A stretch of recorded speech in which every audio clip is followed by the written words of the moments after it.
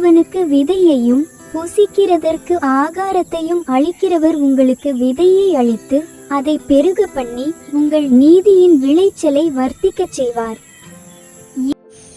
2 கொரிந்தியர் 9:10 இப்படியாய் சொல்லப்பட்டிருக்கிறது. தேவ பிள்ளைகளே, விதைக்கிறது அப்படின்னு சொல்லப்பட்டிருக்கிறது. இந்த காலை நேரத்தில் நான் தேவனிடம் ஜெபித்த போது இந்த வசனத்தை எனக்கு எப்படியாய் வெளிப்படுத்தினார் அப்படின்னா, ஜெபிக்கிற சில காரியங்கள் கேட்குதா அப்படின்னு இல்லை. ஆண்டவர் சொல்லியிருக்கிறார், நீ ஜெபிக்கிறல அதுவும் தேவனுடைய கிருபை தான். நீ ஜெபிக்கிறத அதை நான் செய்து உனக்காக காண்பேன், அதுவும் என்னுடைய கிருபை தான் தேவன் எனக்கு வெளிப்படுத்தினார்.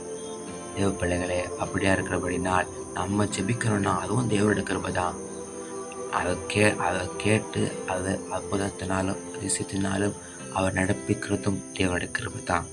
அதனால் தேவனை விசுவாசிப்போம். அவர் நமக்காக யாவையும் செய்வார். ஆமென்.